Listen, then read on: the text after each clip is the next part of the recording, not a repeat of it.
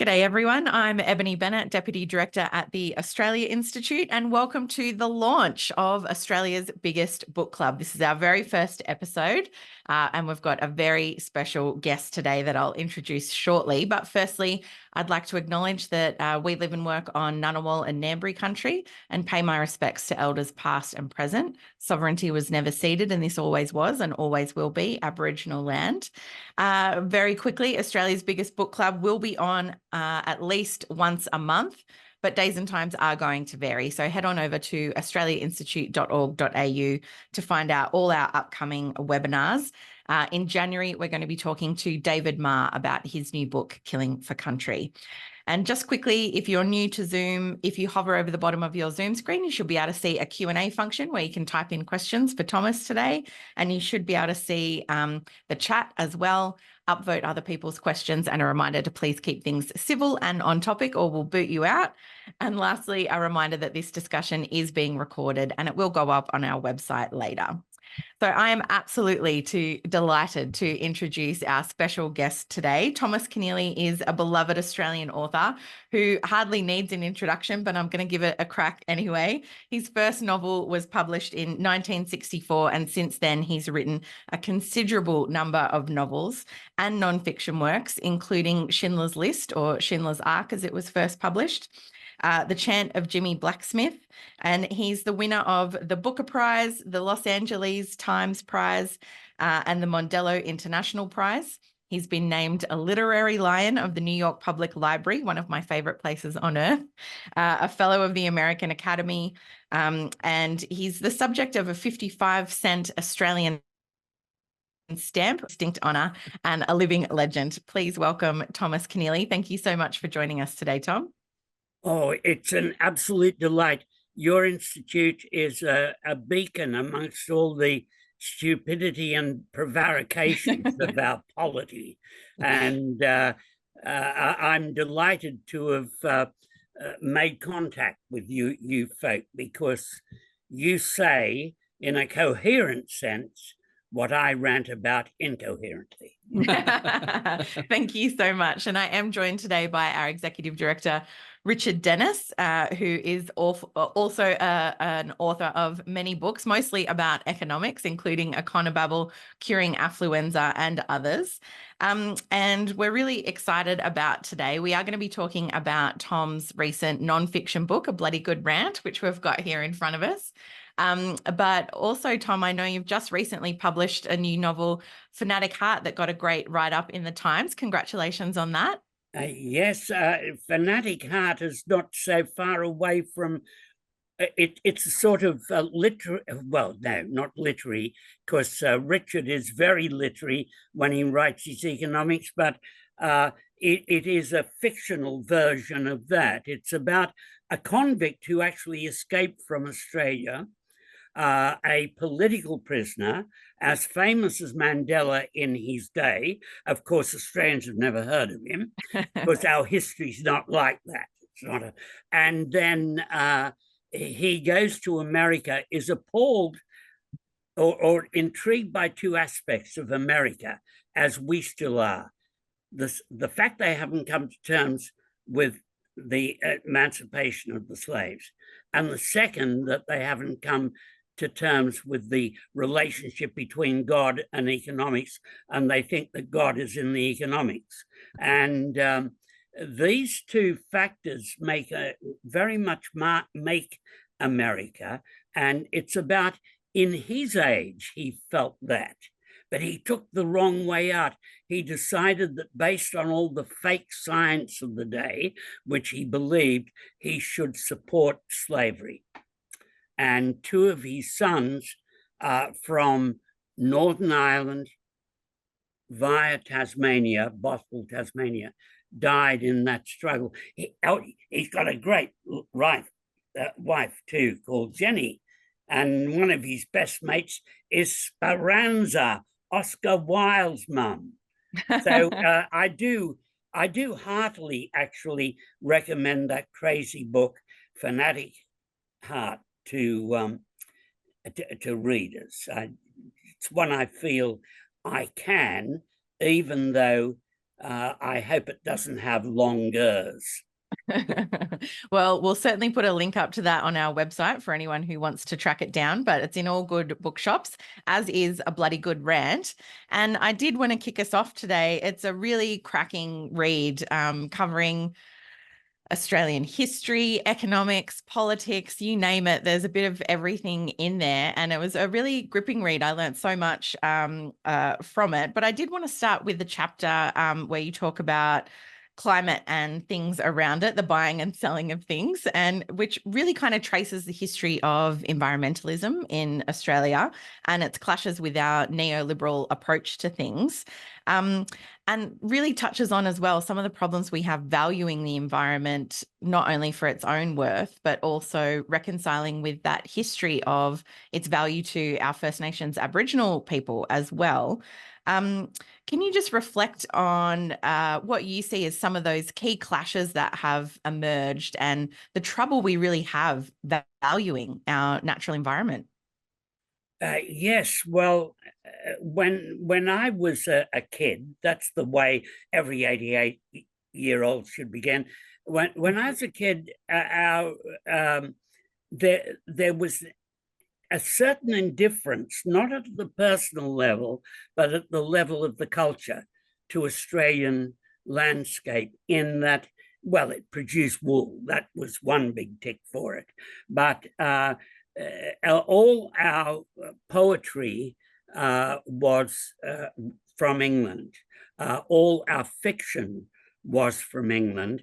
And we were therefore learning poetry and in my case, enjoying it, but it had no relevance to me. The names of the flowers were simply names of flowers.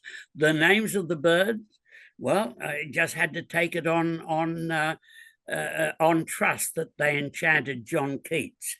And therefore, we were told, worst of all, we were told that we had a dead heart. This was a term universally used when I was a child. So getting from the dead heart to what we now know is the living inheritance of the centre is something, even though it doesn't have a Mississippi, which keeps our population smaller, that is an issue. And I think that's something we're on a journey. All Australians are on that journey now. I think that their minds are not where we were stuck in that post-colonial period, of which A.D. Hope, whom you probably knew, Richard, a lovely man, wrote,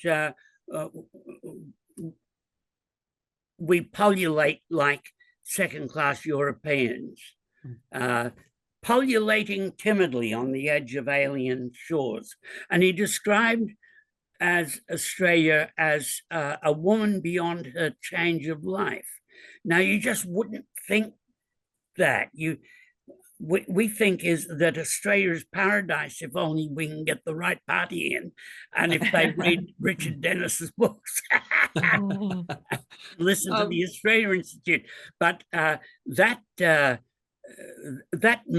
a huge move from seeing the centre of Australia as a garden of myth, fable, songlines, and indeed as a provider of sustenance. So I'm very interested in Mr. Amos, who you know, whatever you can say, he's introduced this idea of stewardship, which was introduced by other Canberra academics earlier, that Australia was, to an extent, a farm. It wasn't a farm in the European sense. It was a farm where seed was broadcast, as our ancestors did until recent centuries. And it was concerned with maintenance rights. And maintenance rights means you put in what you take out. And therefore, whether it be fishing, I'm sad that the megafauna are extinct. I don't know if it was the fault of the Aboriginals, but some people argue that often to the great offence of Aboriginals. But yeah, I always felt that our new true compass point was Mungo Man, who was founded by a Melburnian called James Bowler, a morphologist, a sort of contour of the landscape man. And he found Mungo Man and Mungo Lady, and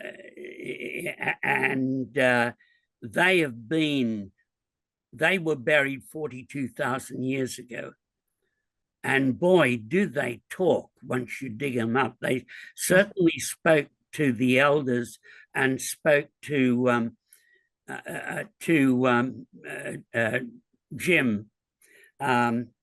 Yeah, that's quite a history, 42,000 years kind of going back. Yeah. And that brings me to some of the... Yeah. That's right.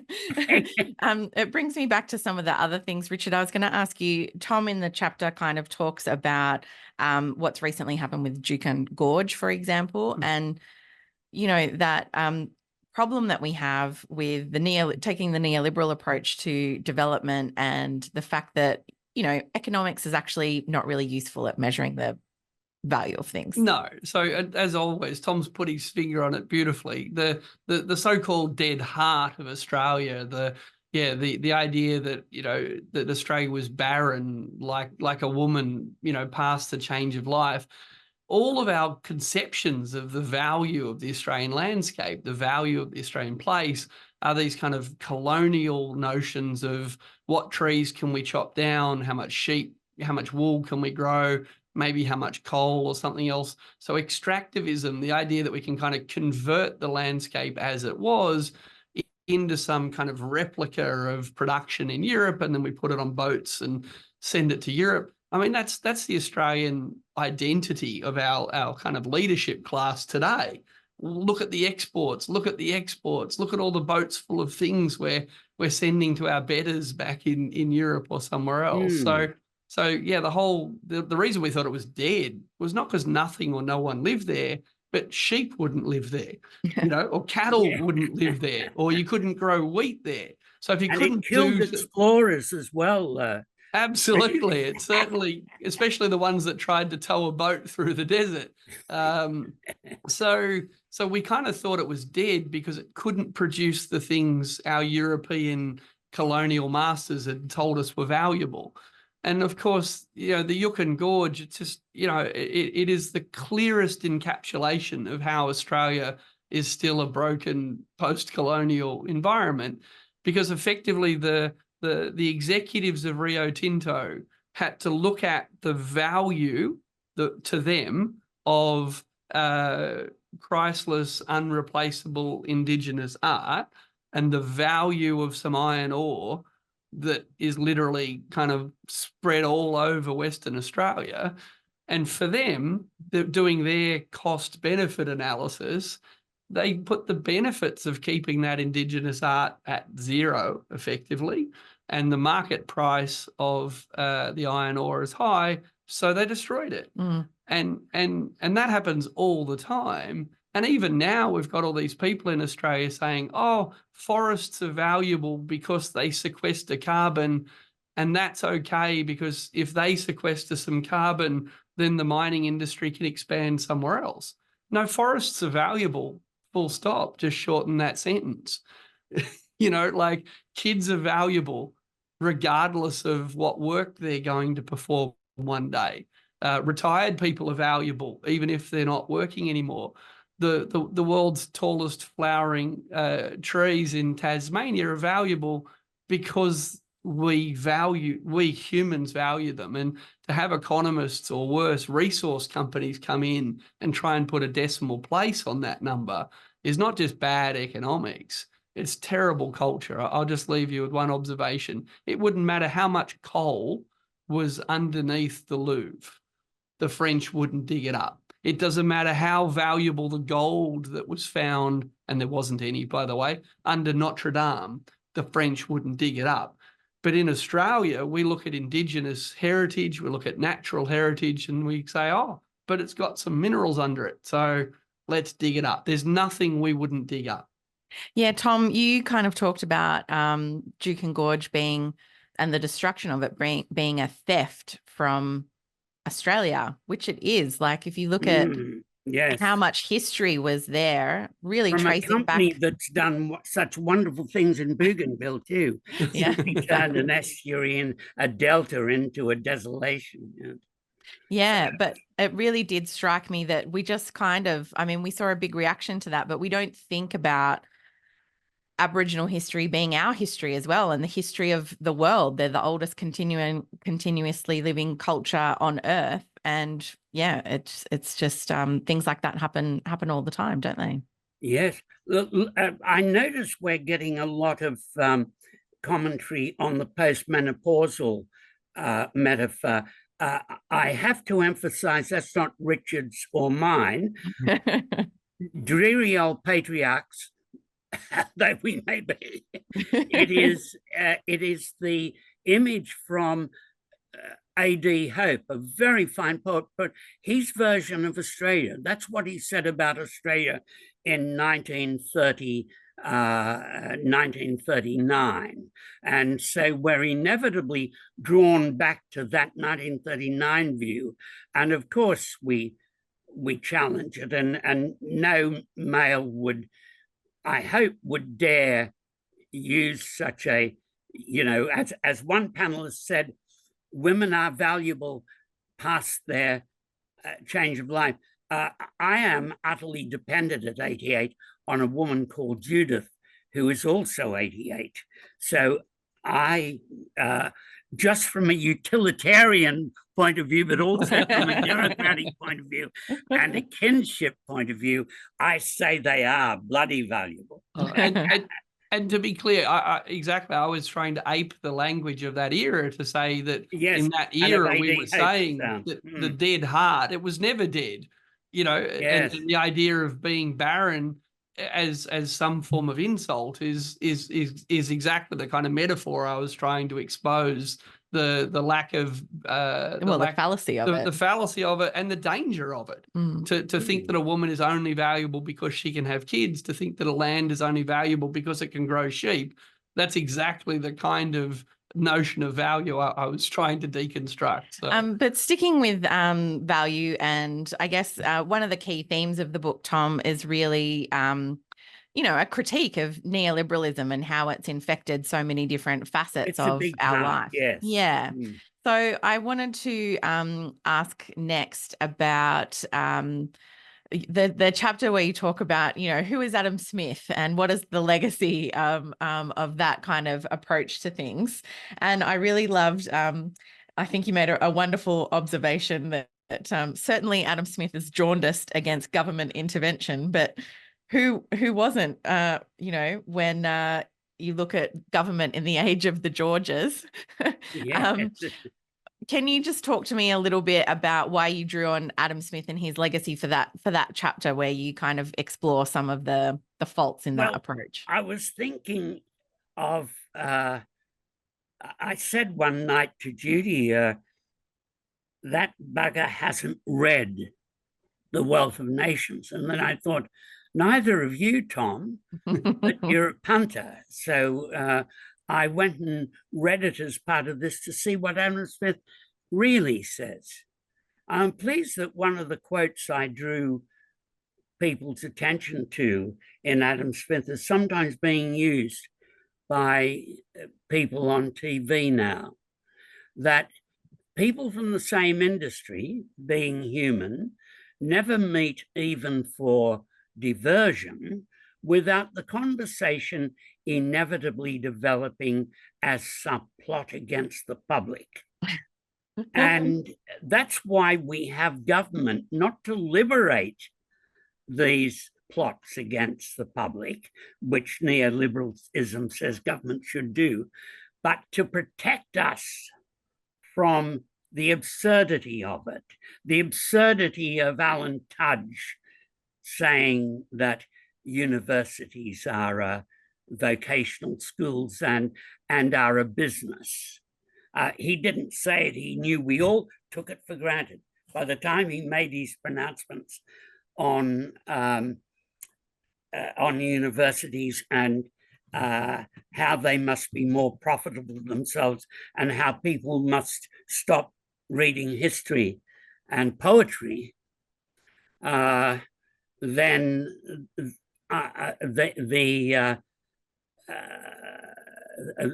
more he's serving the monotheism, the one godness of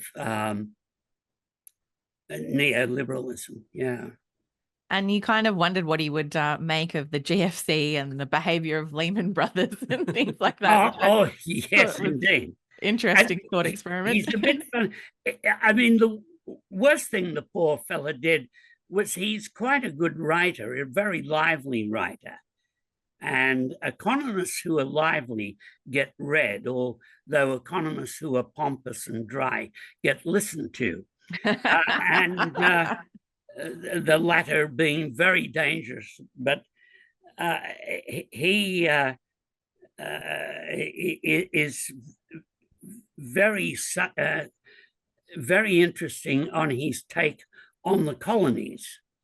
He has that early, even before, in my book, The Fanatic Heart, this convict, John Mitchell, who is highly educated, hates the Scottish historian, whose name everyone knows, but whom I've momentarily forgotten, who put God in, the one who wrote about the Maori sitting amongst the ruins of this empire and recognizing its godliness. So he put the God into the British Empire. But inadvertently, Adam Smith said, as if by, how interesting it is that as if by an invisible hand, the self-interest helps serve the welfare of humankind. And it is interesting, but that, as by an invisible hand, that invisible hand has become God in American. It suits their Calvinism to their Calvinist culture to say that. And the idea of predestination. You're predestined to be rich, therefore God's with you, son. You're predestined to be the lower fifth, and therefore you don't really need schools that work. You don't have medical insurance? Then go to a good school and get into a good university and you'll have it. I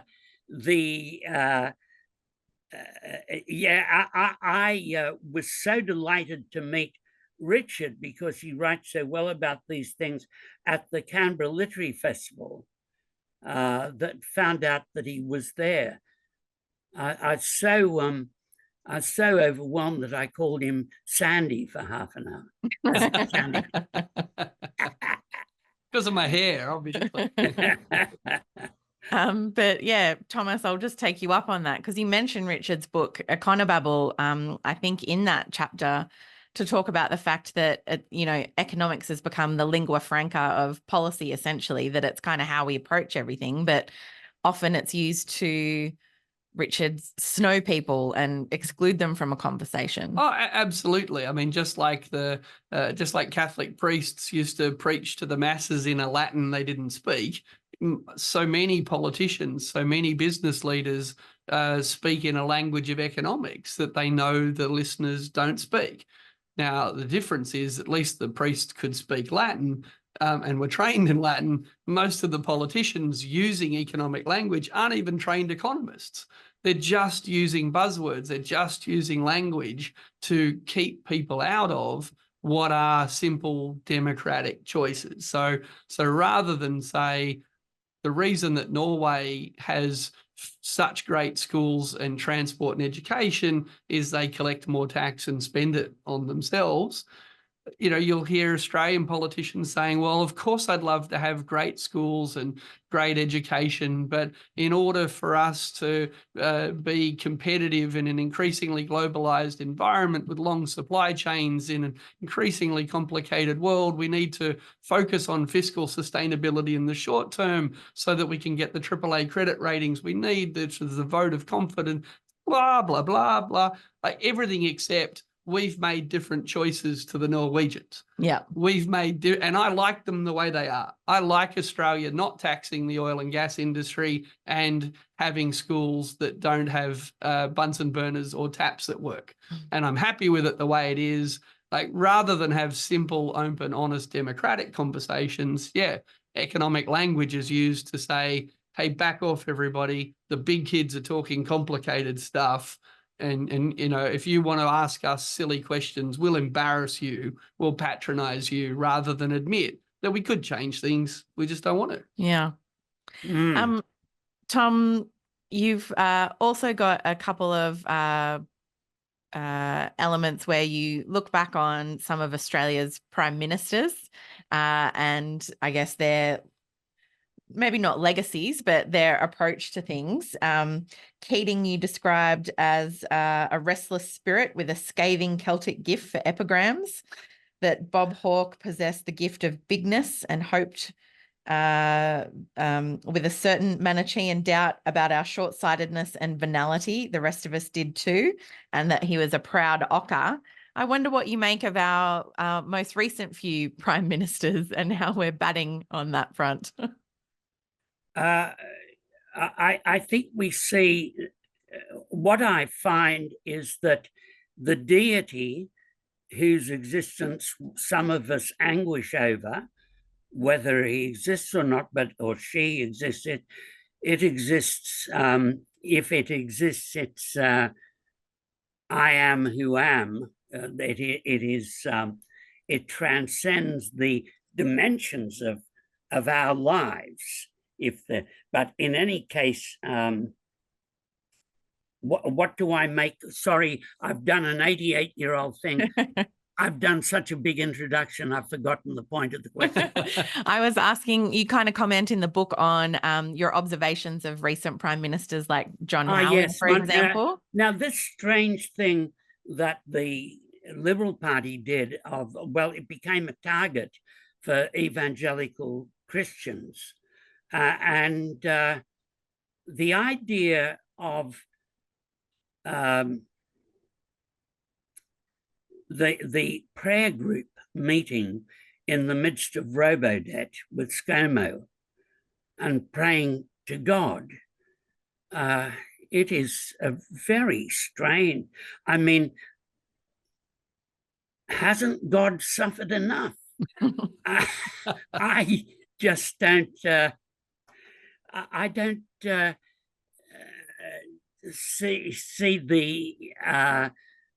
I did worry that maybe in the matter of global warming, one of the doctrines of ScoMo's church, and I don't want to mock it because I don't mock freedom of religion, but one of the tenets of his church was the second coming of Christ. And I wondered, did he think, like early Christians, the early Christians expected the second coming momentarily, the second coming of Christ. And that would be the end of any problem over global warming, because all the oil and gas men and all the coal miners would go to heaven, and the earth would become a frozen place. And I just wondered, was that operating in him? But in any case, I think a lot of them were influenced by fundamentalism, not all. I think that with Christian Porter, you asked about prime ministers, but I think he was important because he believed in star chamber trials and tried to have one. something our forebears fought ferociously and put to death about 1688, didn't they? And now it took this man from WA to bring back the Star Chamber. I just felt that there were antique things happening, that they were bringing back history of an imperial kind in which they were the emperors and they said what went and they executed the whistleblowers. And so it goes. And thus, I felt for the last year or so, ScoMo was not really governing. He was waiting for what came next and waiting for survival and creating, and of course, picking on poor little China, which was Dutton's specialty, signing up your children for a war against China that would last about 30 hours and end in subjection. That was a great idea too.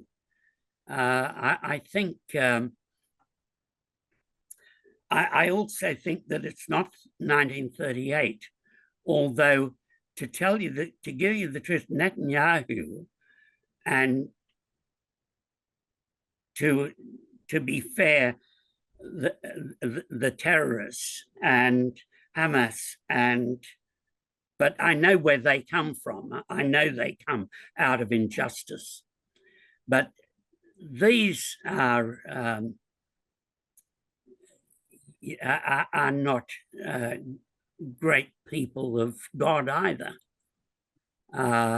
They think they are, but they're not. I should, now I've raised the spectre of Gaza, I should say there are three legs to this story, not just two, in this dance. I am appalled that for 2,000 years, we were conditioned, even as children, to persecute those people. Anyone who was Jewish. And, you know, the thing in the beginning of World War I, there's a trial of a Jewish tinker because it's believed that he's killed a European child, a Christian child, to get blood for a black sacrament that's described in the protocols of the Elders of Zion. So whenever children went missing, we killed not the abusers, but the Jews.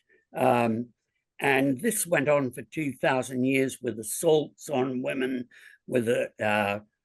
and always with the Jewish elders trying to negotiate a way through it. And they tried that with the Holocaust. And so you get commonly, particularly from Orban and from the government of Poland, the proposition that the Jews went easily to their death in the Holocaust. And now Netanyahu's saying never again. And we complain about that, but we created the atmosphere in which not us personally, not your panelists, but our forebears created the situation almost unconsciously, almost by reflex conditioning, in which Jews were simply unwelcome. If I'd been at Auschwitz, I would have wanted to know, as a cobbler, I would have wanted to know where my share of the international monetary conspiracy was. But in any case, I feel, A, the Holocaust happened. B, Israel exists because of Europe's race hate, provoked. I think I would have been attracted to Zionism if I'd been Jewish. Europe couldn't give a more thorough explanation or statement that it would not tolerate them anymore. And so Israel's founded. And now Israel feels so justified by what it's been through that it's now behaving badly, unwisely for its own good, because as people who read Australian Institute stuff know, you can't get to legitimacy by oppressing one group. And you can't end terrorism by going on oppressing them harder. So this tragedy is not going to produce the results Israel need. Does Israel have a right to exist? I would say yes, but it's bad luck for the Palestinians. And the reason it exists is Europe, East and West. So I think we ought to stop using Israel, of course, as a proxy in the Middle East, which America has tried to do all this time. And I think, so it's a complicated thing. Whatever you say, you'll offend someone. And I'm sorry if I've offended someone, but I can't believe in the infallibility of the Israeli state. Because in my lifetime, I've learned to believe not in the infallibility of the Pope. I mean, I don't believe in the infallibility of any state. I think states commit crimes just as human beings commit sins of abuse and overreach and all the rest of it. I think it's there in us and in the institution. And, you know, in the end, you'll survive if peace is made. And this isn't the way to make it. That's a very good observation. Left in Gaza that crawl out of the ruin, they'll both be Hamas terrorists. Yeah, we might. Thank you for that. It's obviously an ongoing horror and a humanitarian crisis happening in Gaza. And I know a lot of people in the community in Australia are concerned for, I guess, that humanitarian cause and for civilian life on both sides of that equation. But a good point about interrogating power and who is and isn't infallible there. On the other hand, I wrote to the Jewish Museum yesterday and asked them, do they need security guards just to, because I've got mates there, you know? Yeah. And I hope nothing I say dents friendship with many folk in Sydney, including the descendants of Holocaust survivors. Like one of them, look, I'm sorry, Richard, to rant on and Ebony, but it's the name of the book, Tom. one of my friends who was a Schindler survivor, Leosha Korn of Bondi. When they arrived from Poland, they worked in a rubber factory. So she came home one day, she said, Edek, we've come to the promised land. They hate us they hate the Polish Catholics as much as they hate us. Equality at last. Tom, I wonder if we might go to some questions from the audience before we go, because we've only got a little while left. And we've got a number of questions here. So a reminder, if you've got a question for Tom, you can pop it into the Q&A box there. The first one is maybe a throwback, Tom. It's from Michael White. And he says, Tom wrote a few plays in his early years, and that I saw a production of Halloran's Little Boat in Adelaide in the late 60s. Why did you stop writing for the theatre, Tom? Look, it's a very interesting subject. It's the reason 400 meters runners don't run marathons. They don't have, you have a different musculature, a sort of a different creative musculature to produce a play where you follow one line. And my plays were rather novelish. And in fact, Halloran's Little Boat is based on a novel. And I felt I don't have those economies to write a good screenplay too. My daughter, Meg Keneally, who's written a few novels, is much better at screenplays than I am. I've been sacked by the best in the business, Steven Spielberg. And I had to get the day I was very gently sacked, I had a doll of E2 with me. I wanted to get signed for my daughter. And I said, okay, you sacked me, Stephen, but would you mind signing my E.T. doll?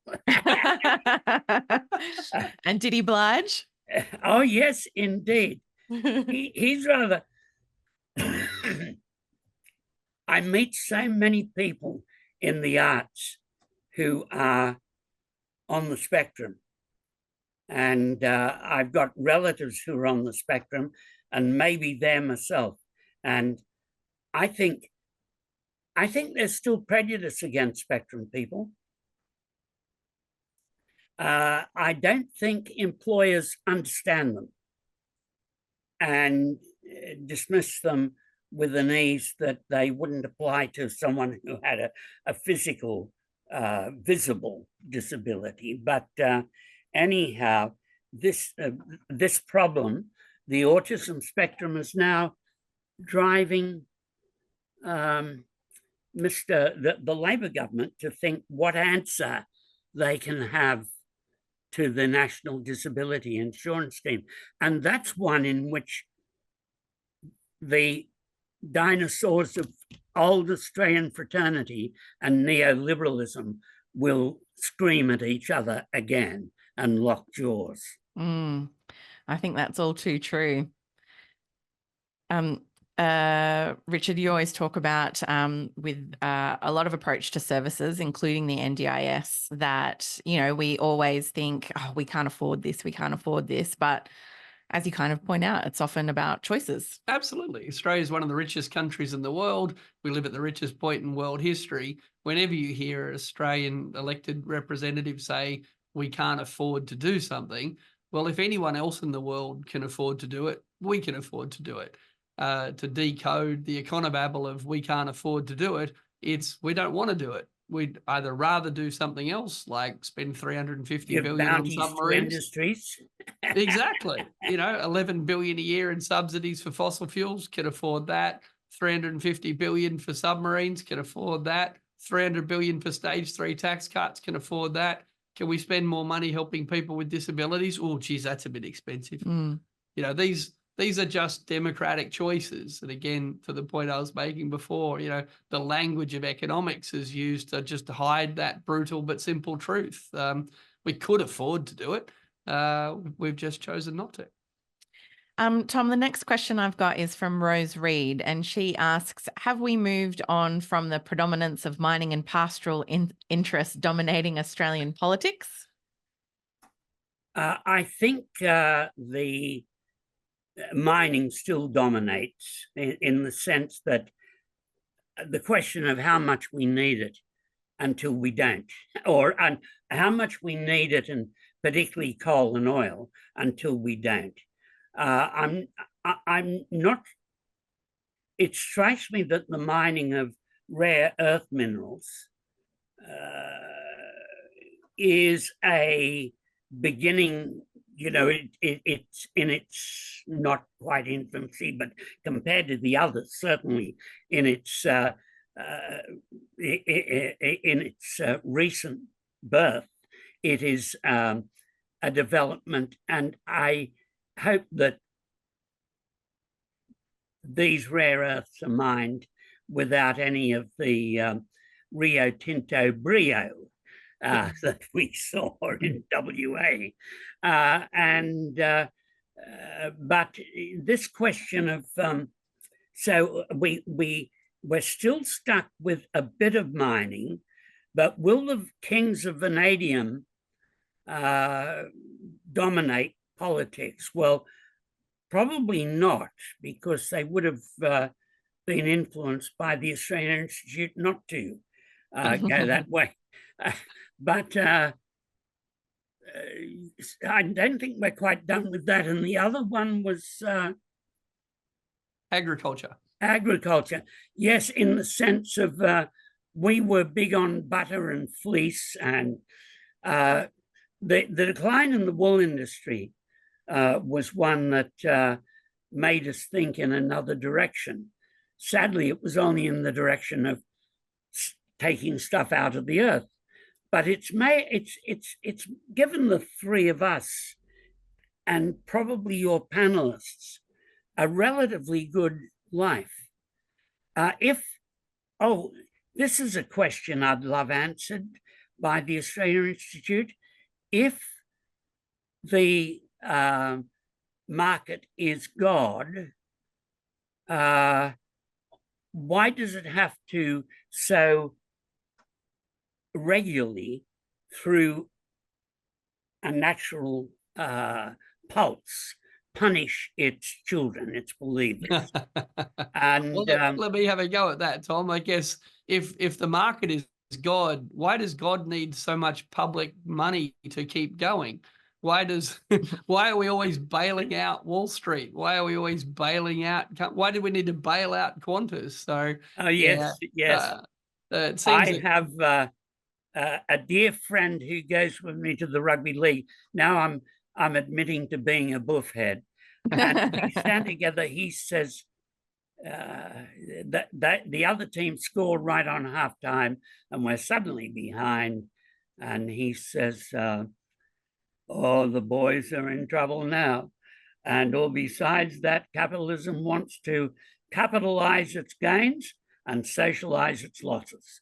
Yeah. And that is true. I mean, there almost are some industries that are too big to fail too, that would give you you'd have the wisdom of Solomon working out what you're going to do.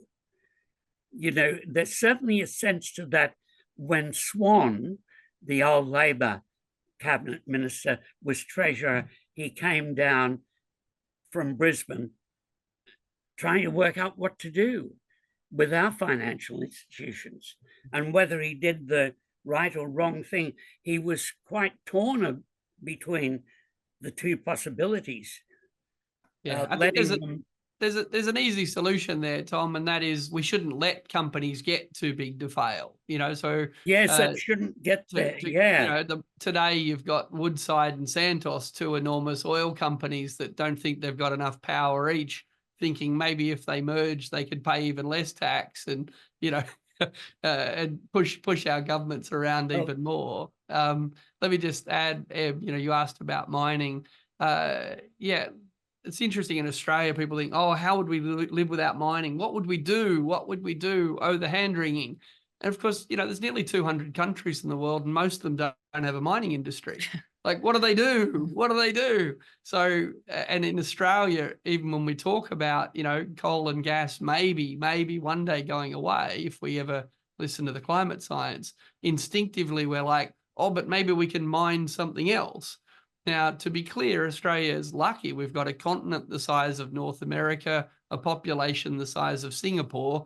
We just, as the lucky country, like there's enormous resources have been here. lucky. There's no denying. Yeah, and that's an opportunity, and I got no problem with mining well, taxing it well, looking after the environment and Indigenous people well. So we should mine some of the resources we have when it suits us. We should leave some in the ground when they're underneath Juukan Gorge.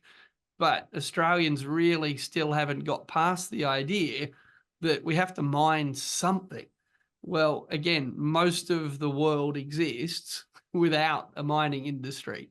And, you know, Yes, we're lucky to have lots of iron ore. We should mine some of it sometimes. We're lucky to have lots of rare earths. We should mine some of it sometimes, but we should democratically be in charge, just the way the French wouldn't mine underneath the Louvre. We have not yet got to think of them. This would be condemned as socialism, but even poetically, we've not got to thinking of them as our resources, the Australian people's resources. We have not. We think of them as the miners' resources, and I hope they don't take too many. You know, I hope they don't do anything silly. Well, there was no. I believe that there was no heritage law in operation against the operation at the Gorge, Rio Tinto's, Correct. and that they were not violating state law in demolishing a human site. Europe would love to have a human site that's 50,000 years old, but we just blow the crap out of it anyhow. So sorry, folk, we blow it up, and it does beggar belief. They probably would have one stage of our history have ground the bones of Mungo Man, and he was a prince. He's coated in ochre from 200 miles away. His ochre comes from, showing that there was travel and exchange all the way through Paleolithic Australia. That's an Australia it'd be great if we could, if that Australia was in our brain. And it will be if Jim Bowler, the discoverer of Mungo Man, gets his way. Forgive me, I'm being a prolix old sod. Not at all, not at all. And that was, I think more people should know about that, and it's a feature of Australian history that not enough people do know about, along with so much of the rest of our history prior to colonisation. I did want to ask Tom, there's a couple of people in the chat wanting to know, you've added yourself as a buffhead, but which rugby league team do you support, and who's up there on your wall behind you? The people would like to know. A picture of my 1952 state school championships with one T. Keneally. Fantastic. And you would have read about it if they let histories of rugby league come into Victoria, across the Murray, then there'd be a lot about that 1952 team. No, it's strangely not attended to by sporting historians. Strangely neglected story.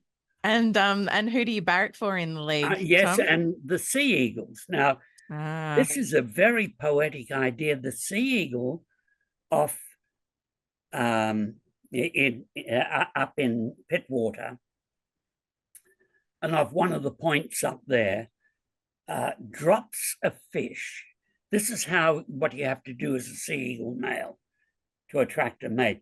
You drop a fish and you plunge to try to get it before it hits the water. And if you do, you just drop with gravity as soon as you've dropped the fish. And if you get it back, if you catch it back, the women say, wow, gee, what a...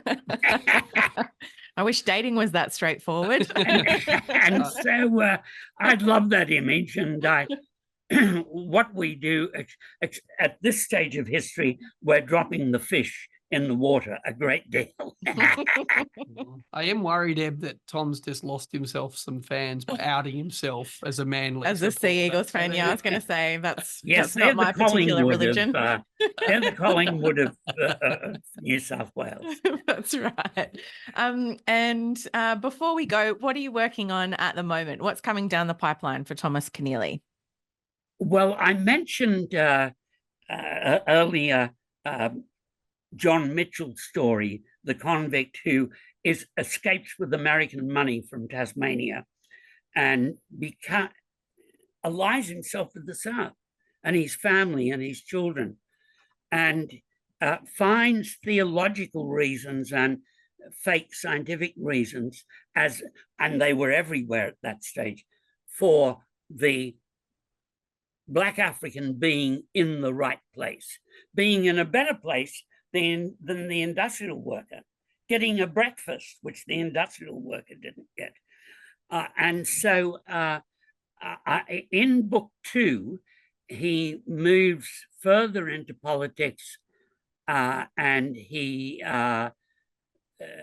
edits all through the war, both the Richmond Enquirer, and Richmond was the Confederate capital, believing in the inherent arrangement of slavery.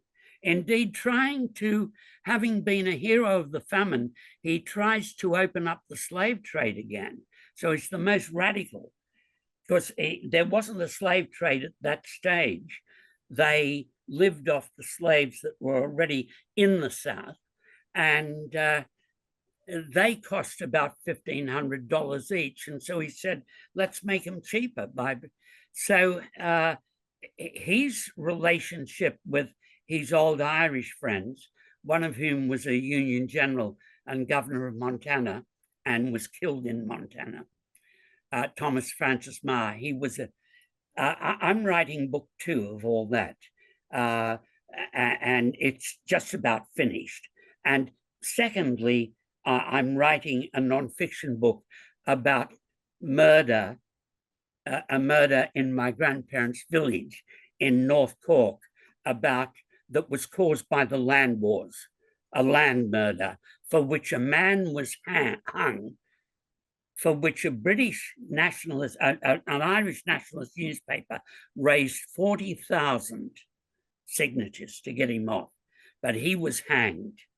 And Cork has borne the shame of his hangings, to the point that right up in the 20th century, Cork, Kerry people mention the name of our townland, Glenlara, and the name of the executed man with as a reproach. And so it's a good story about peasants and murders. It's not so much a whodunit, but it is to an extent. But mainly the main question, one of the questions I wanted to ask, was my grandfather involved? And I was asked that question at a literary festival. And I thought I must look into that. Must look into that, yeah. I'm afraid we're going to have to wrap it up there. We do have a couple of people who we didn't quite get to questions around the Voice to Parliament referendum. But I do note, Tom, you wrote a piece for Guardian Australia that people can look at there. In just a minute, if you wouldn't mind, do you just want to give a quick response to that? You were very sad about that outcome. Yes, but I'm comforted by, and I hope Aboriginals are, by polls that show most Australians are interested in reconciliation. You can't have a full democracy with an operation like Sky News. You can't have a full democracy with a structure like that owns newspapers and television.